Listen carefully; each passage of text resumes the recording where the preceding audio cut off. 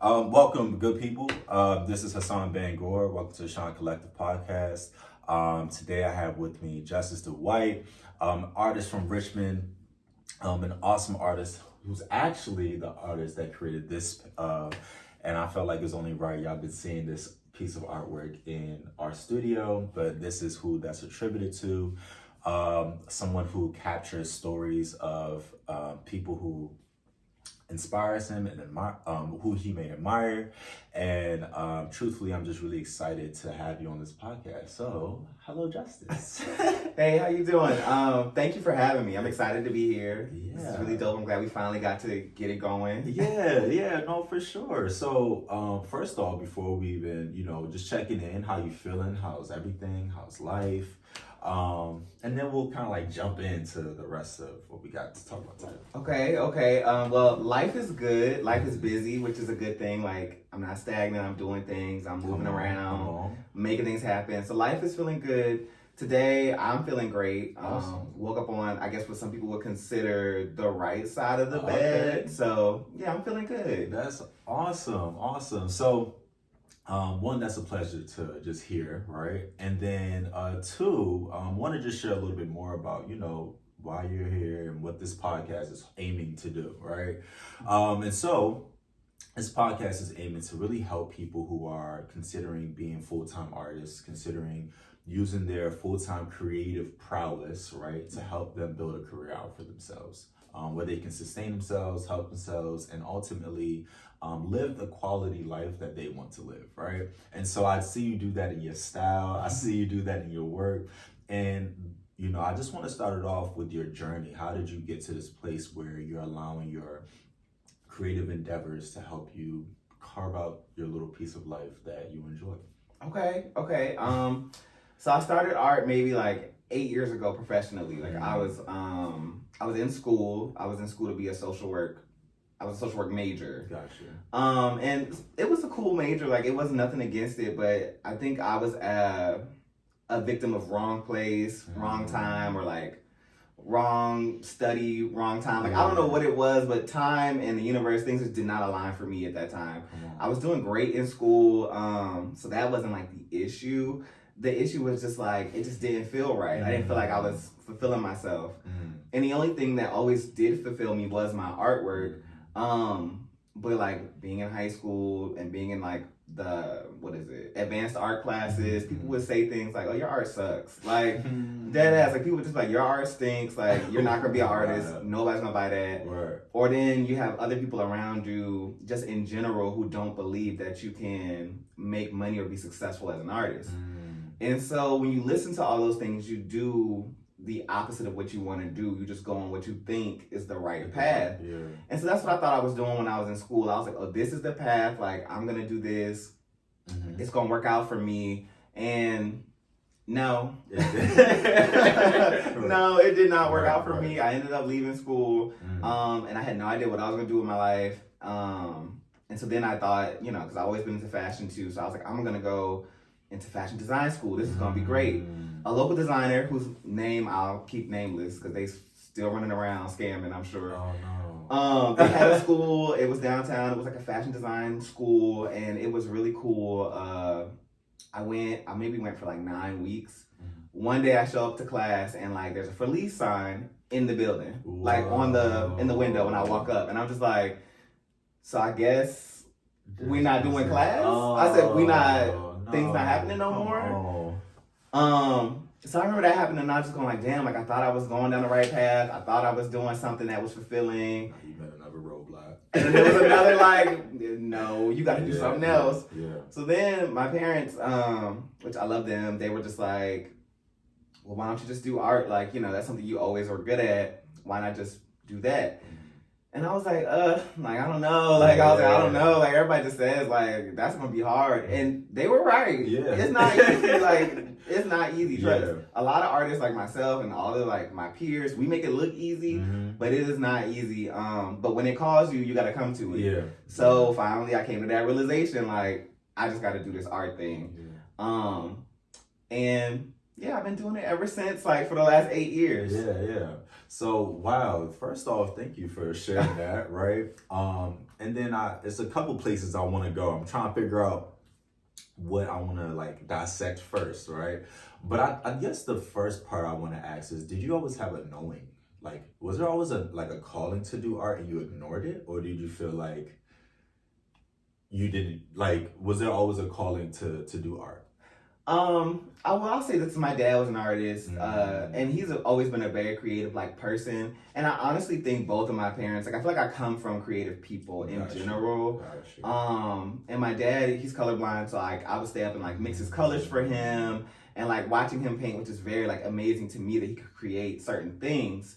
And I always wanted to be like that. Like I always wanted to do that. Like he was the person I aspired to be like when it came to me becoming an artist.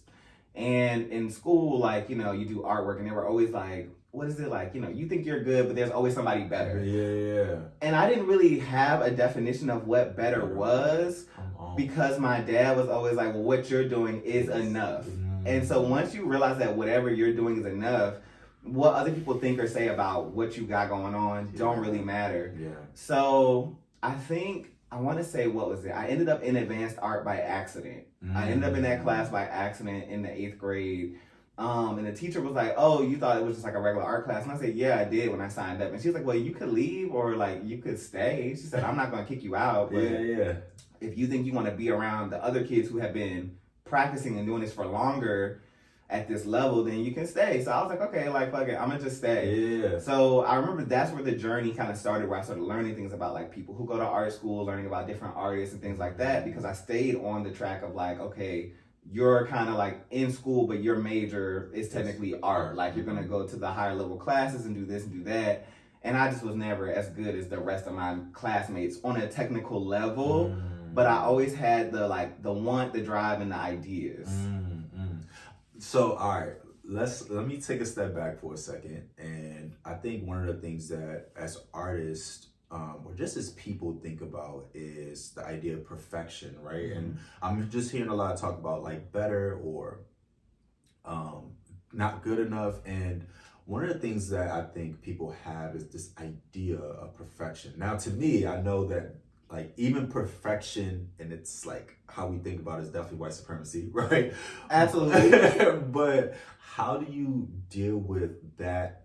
And I consider it a barrier, right? That people use to stop them from actually engaging in becoming artists and creatives. How do you deal with that barrier of like, this isn't perfection into whiteness standards, but this is perfection for me? Like, how do you toggle between that? I mean, I think that whole feeling of being enough is kind of where it starts, because for a while, even if you don't believe in yourself, there are people around you who believe in you. You know what I mean? Like, even when I didn't see it for me, I still had people behind me who saw it for me. And so that helped me. But also, I think I learned that there's an idea, or maybe I think I learned this later, like not while it was happening, but in the beginning, I think I was just very delusional.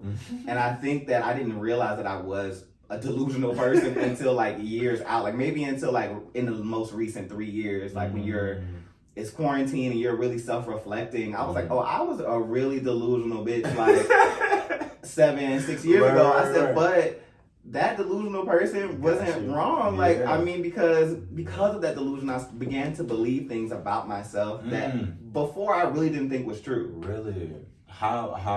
What were some things you didn't think was true? Like, I didn't think I was a great artist. I didn't think I could be successful at it. I didn't think like my work was gonna do some of the things that it's done. And so within that delusion, it turned out to be true. And I was working hard. I had the work ethic. Like that plus delusion, it morphed into some things that I'm really proud of today. That is so dope. So let's all right, so let's talk about that, right? Because I think there's a pre-COVID life and then a post-COVID life. So let's talk a little bit about that. How has your artistry or kind of changed pre-COVID and how has it changed now kind of post-COVID? I feel like I worked a lot quicker before COVID in general, because it was just always something to do and always so much going on. And I feel like it became I think my pace was more quantity and not quality all the time. Like, granted, I got some bangers. Like, if you look back into the repertoire, there's some bangers in there. Man. But every now and then, like, when you got quantity, sometimes you miss quality. And I think COVID really taught me to slow down. Like, not even just as, like, when I'm creating my work, but also it helped me think of ways to add more narrative to my work too, because I had more time to sit and think with myself and my work. Like, it was no other outside forces that were just like, oh, you gotta go. I was like, oh wait, I can slow down and take my time with this, and there's nothing that can stop that. Because I think it reminded me that I'm my own boss at the end of the day. I work for me. Come on now. You know. Yeah, so let's talk about that. I think, you know, we've talked about kind of your journey. I kind of want you to brag on yourself a little bit, right? And I want you to kind of talk about those high moments. Like, what does that feel like? What were they? And yeah, let's start there. That's so hard for me. I'm not like a braggadocious person. You gonna brag today. I don't know. Today. I don't know, like, I've gotten to do so many cool things. Now, I honestly gotta thank social media, because I remember one thing about me, I'm a Scorpio rising, and for some reason, I guess I come off as intense, and because of that, I attract a lot of intense interactions or intense people. People feel really comfortable just saying shit to me. And I remember one time I was in line at Michael's, and this super old white man, I hope he's doing well. I remember I was in line and he asked me, he said, oh, what's your art look like? And so I showed him and he was like, And I said, oh, like, what's that? Like, what does that mean? Yeah. He said, oh, artists like you would have never been able to exist in a time without social media. Wow. And I was like, oh, okay, bitch. I was like, wait. I was like, okay. He's still in Richmond. That's what that was. Yeah, like, he wasn't really having it, but then it made me think about the amount of success I've been able to get because of social media. I was like, okay, I do appreciate it for what it's done for me as an artist. Like, it helps me have a platform to share my work easier. And I think that was kind of the start, because before I was a person posting my artwork online, I actually had got my following from posting my outfits. Like, a lot of people don't know that. Okay. Well, people who follow me from way back, they know that. But I would just take a bunch of pictures in my room, in my outfits that I thrifted, with the newest Jordans that I had wanted. And that was like my thing. And then randomly I started posting my art, because that's when I was like, okay, I quit school. Mom and dad said, let's do art. So I was posting it. And that's how I kind of got invites to do certain things. And I think what's funny, and a lot of people don't know this, but my first solo exhibit was in the building that the fashion school that was closed. Wow. It was in that building 2 months later. Come on. So like full circle moment. In a place where I thought I was supposed to be. I was there again, but for a different reason. Wow. But if I had to brag on some things, like, you know, I've got a piece right now on All-American Homecoming on the CW. Talk about it. Which is really nice, like, to watch a show and see my work hanging up in the bag. Talk about it. I did a piece for Issa Rae. Talk about it. Which, okay, I didn't even really... It happened in 2016, but people didn't find out about it until, like, 2020. Yeah. So that's kind of how funny that is. Like, I just was like... why I need you to brag a little bit? Because you're not going... How many years has passed? I mean, you know, I've been out here. Yeah. I think that's the thing. Like, but I'm a very humble person. I don't be like out here doing that, but at the same time, the resume is long. The resume is long and it's steep. All right, and it's rolled out. Okay, but that is awesome. I think. Thank you. You know, and I think what I really want to happen here, just anybody that's also watching this, it's like, yo, find these moments to just brag on yourself, because sometimes like you're not gonna have the world to brag on you. You're not gonna have your friends and your family to brag on you. And if this is something that really calls you, you feel like you got a calling in your life to become an artist, like, you're going to have to find a way to sustain that energy to keep it going, right? To like... I agree. Like, it's because there'll be so many people around you who will want to see you fail, like, at any cost. But what I say, all the bitches in my corner, they want to see me win. And honestly, all of them will brag on me before I brag on myself because they know how I am. Yeah. Like I walk into a room and somebody may not know anything about me, and I probably just say, "Oh, I'm just I'm just a cool person. I just be chilling." And they're like, "No, he's this, that," and I'm just like, "Well, okay, like I appreciate you for saying that, but I just be chilling." That's why you need a team. Listen, if your friends ain't shout out to your friends. If shout your out to my friends friends. ain't doing that, if they ain't bragging on you, get you some new friends. Get some new friends. And honestly, it's hard to make friends as an adult. That's and I'll say that because, like, you try to invite new bitches to the roster, and then they will always, time and time again, they disappoint you. I feel like Tyra Banks with the photos. Bitches are getting eliminated every time because they always disappoint you. They always will. So now I'm like, it's going home. all of you. No, but like all my like day ones, we locked in for life. Awesome. They can't get rid of me. Oh, that's dope. That's dope. All right, so look, we've had a chance to kind of talk through your journey, right? Mm-hmm. And now we've had a moment where you got a chance to just talk about the resume. Just a little bit. Just a little bit. And I know you touch it. All right. But I'm hoping, like, by you just being on the podcast, more people are going to be looking at the resume. Okay, because I hope they go do some research. You feel me? That's all it is. Talk about it. Go look into it. Yeah. And so now I kind of want to talk to where you are as a creative now. So what is your, art inspiration? What is driving your work today?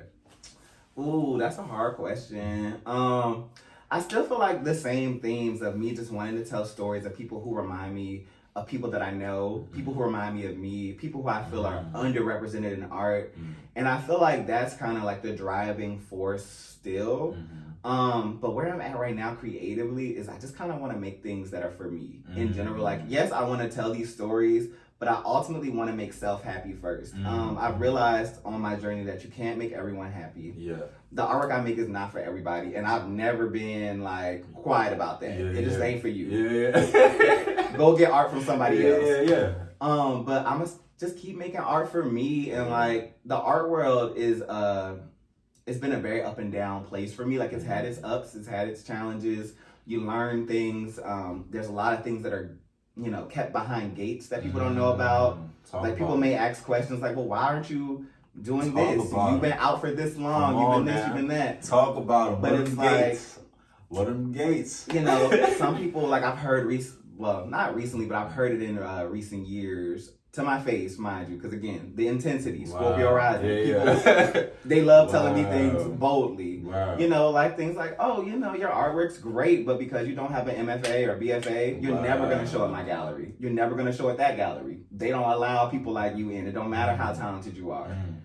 So, I'm just making things for me. And, I kind of want to take a step back and talk about Blackness for a second, because something about that doesn't feel Black. You know what I'm saying? Like it feels anti-Black almost, right? It is. And it's like there almost needs to be this, I feel like before the gate was Black people just being you had to be at the top of your craft, and it didn't matter how you got there, and that's what it was. That's what the vibe was, right? You had to be just one of the best, boom. And I feel like now, what if you do go through all these different standards, but your artwork isn't what it's supposed to be? It's so weird though, because art is so subjective. So anybody could anything. And subjective.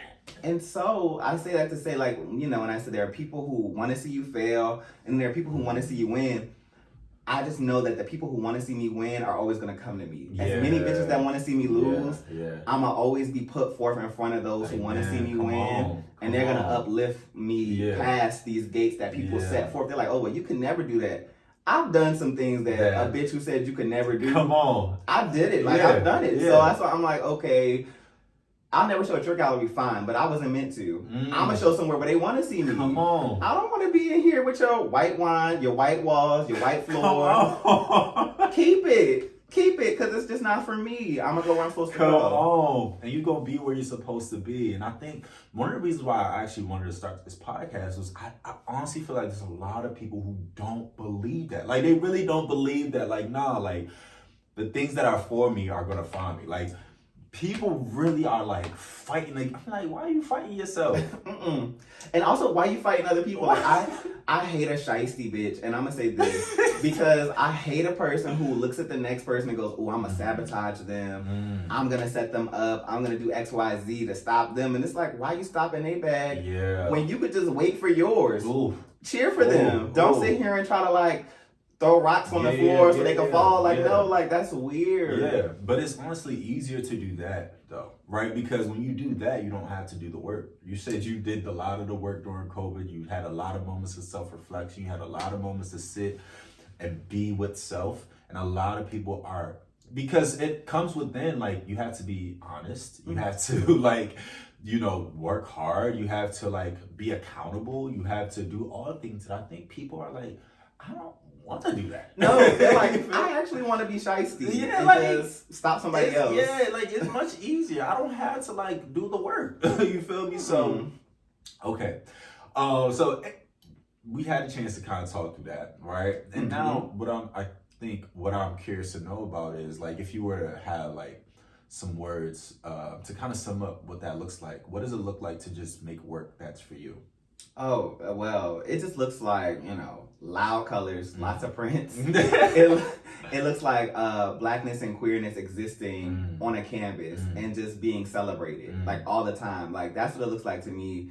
It looks like Black beauty all the time. Like that's just what it is, Black beauty in all forms. Yeah. And I think that's what that looks like when it's for me. Yeah. I think a lot of my work now, like I read books, my work will be inspired by the books I read. It'll be inspired by other great works of art that may not be in the same form or medium as mine. But that's what it's looking like right now. Yeah. Can we explore that a little bit? I would love to know, what does Black beauty look like to you? Because you said Black beauty in all forms, right? So that kind of encompasses a lot of the things that you share. What does that look like for you? I mean, it's kind of a bit of everything in the wheelhouse if you were to think about it. Like, I just feel like a lot of different types of beauty is ignored in art in general. And sometimes, if I gotta say it, like in Black art too, you kind of see, in my realm of portraiture, you kind of see one type of portrait. Yeah. There's a couple people missing from that. And so that's what I want to try to break the mold of. I want everybody to feel loved when they see my work. I want everybody to feel seen when it comes to Blackness. I want you to see your cousin. Yeah. See your auntie, see your uncle, right? See yourself, ultimately. See yourself.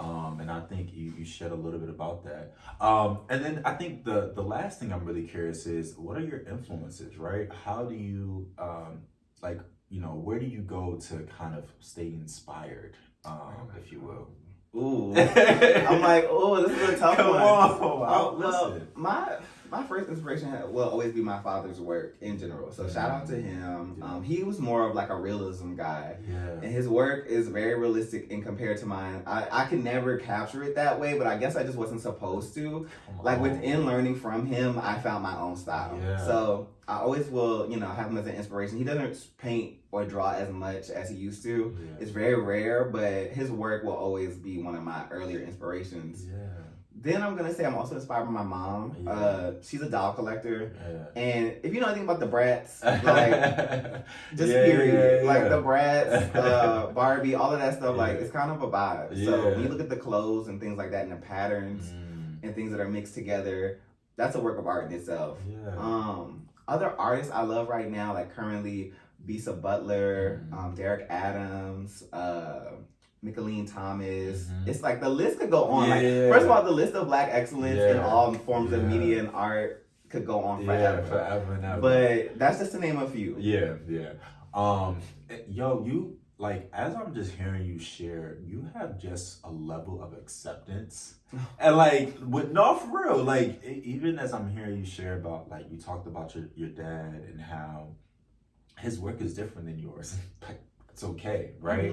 And like, there's just a like, you know, I hope y'all feel it across the. I hope so. I hope y'all feel it, like everything that you shared is like, I just accept things as they are, right? And that's what you're communicating to me, and that's the thread I'm hearing in a lot of what you're sharing. So I'm really curious, like, how did you get to that space of just true, what it sounds like, it's just a sense of true acceptance?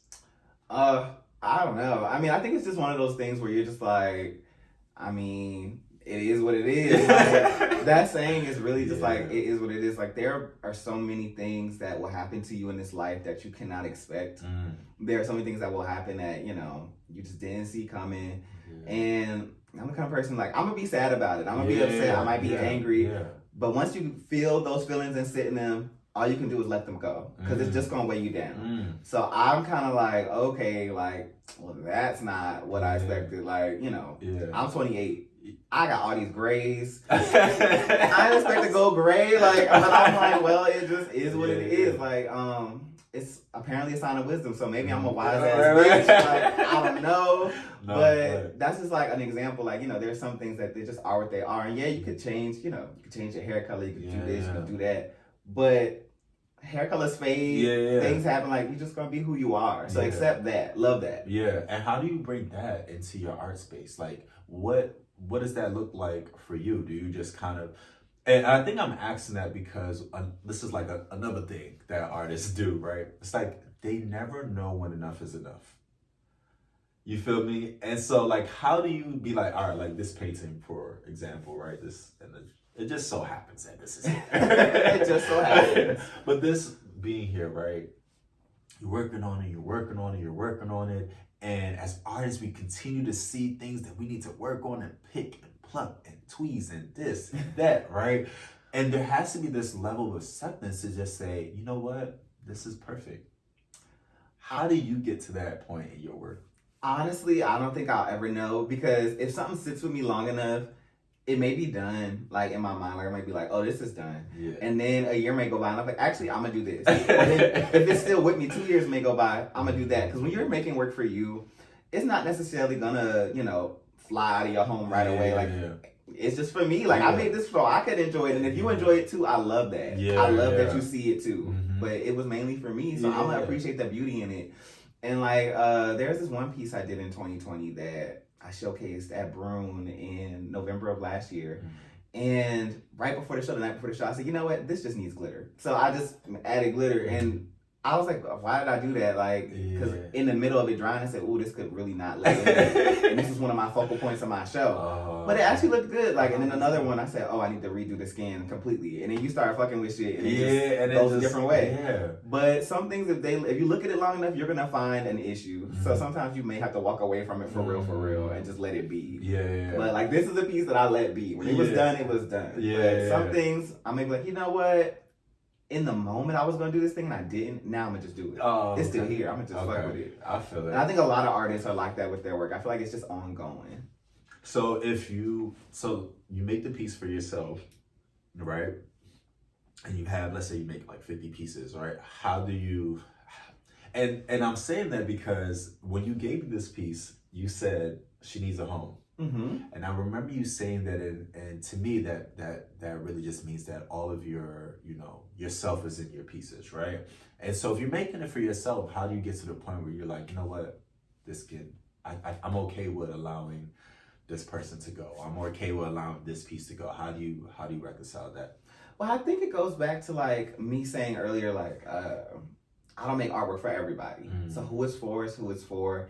And when you see that somebody connects with your work in a way, you see that they see you. You know what I mean? So I want you to have a piece of me. I want you to have a piece of this. I want you to have a piece of that. Because to me, it's all about like that community, like the community I make art for. When they receive it, that's the best feeling in the world. You know what I mean? It's not about anything else. It's received the way it was supposed to be. It was supposed to be. What is that like?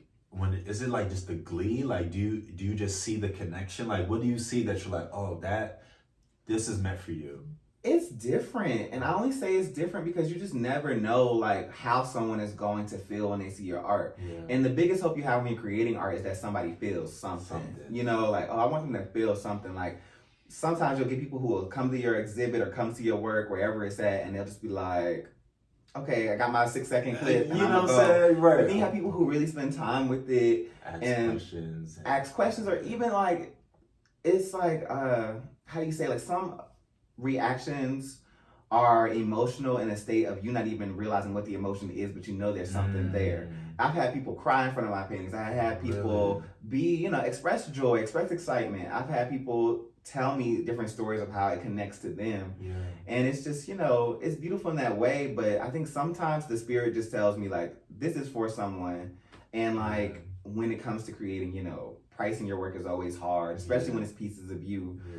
But I'll price my work, and if someone, also sees the value in it that I saw when I was creating it and when I priced it, and they have that feeling to it as well, it's for them. Yeah. Yo, that is awesome. Like, all right, so now let's we've gone through a journey. It's been a little bit. It's been dope. A little bit, for sure. So, you shared a little bit about your journey to get you to this point. You shared some ups, some downs, some gates. You bragged, right? Just a little bit. Just a little bit, right? But be sure to check out more of his work. You talked a little bit about the reactions, who your work is for, and ultimately who you want to serve as you are creating these pieces. Is there anything else that you're like, I really want to get off my chest while I'm here? I don't know. See, that's hard. You can't. Again, I'm a Scorpio rising, but I am a Gemini sun. Okay. So you can't just be asking me to say anything. Say anything. I'm a little too candid. Listen, and as you can see, this is. I really want this to be a safe space and a really safe, podcast where people do feel seen. I think one of the things that I'm learning is it's a tool called asking powerful questions. And so for me, by really asking those powerful questions, what I'm hoping is that one, people have a connection. They're able to really feel seen. And so that is a really powerful question. But it is. And I was like, okay. All right, but I do have a thought. I think that if I had to get anything on my chest, I would just say, continue to support your local artists in any form that they come in. Continue to support them. We love artists from all over, but the artists in your town, they're doing things. They're trying to have shows. They're trying to have exhibits. You can help them. Even if you can't afford their work necessarily, you can share their posts. You can like their content. You can always point someone else in a direction like, oh my gosh, you have this space and you want to do this kind of show. I know this artist. Let me connect y'all. Let's say you work for a company and they're trying to get an artist and you know some artists. Connect these dots because your local artists need that. They need that love. They need that support. So if I say anything, just support them. Support me. I love support. For real. And I really want to make this stand true because I want to kind of share what was off the camera and what's on the camera. Off the camera, he literally was like, yo, you doing this podcast. I think some other people are doing the podcast. Y'all should connect. So it's not, you're not just speaking it, you're also living that. And so I really just want to just bow my head and just say thank you so much for just being a person of your word. And just doing the work that you do. I appreciate that. Thank you for having me on your podcast. I feel like, it's funny because I did a podcast probably 8 years ago on the beginning of my journey, and I feel like there was a count of how many times I said or no, it wasn't it was actually. That was the word that I said so much, and I feel like I appreciate you for getting me out of my shell. This is not something I would just be doing. But you, like you said, you curated a safe space, and I felt safe in this space to share it with you. Listen, don't be doing that. Don't be doing that. I'm just saying, y'all. Truly appreciate it. But once again, please go ahead and close out with the final introduction, how people can get in tune with your work. Okay. So thank y'all so much for being here, for watching this and listening. You can always find me anywhere at Justice Dwight. That's TikTok, Facebook, Twitter, Instagram, my website, justicedwight.com. If you want to see some work, I always have prints available. I have coloring books. I sometimes have original paintings. It just depends. And if you find me on any of those places, then you'll know where I'll be. Awesome. And you know me, it's yours truly, Hassan the Fisherman Bangurah. Feel free to go ahead and follow us. Follow Shine Collective Podcast. And if you enjoyed this, please be sure to subscribe, share with all your friends, and most importantly, check the repertoire, check the work, because it's steep. All right, y'all, with that, peace.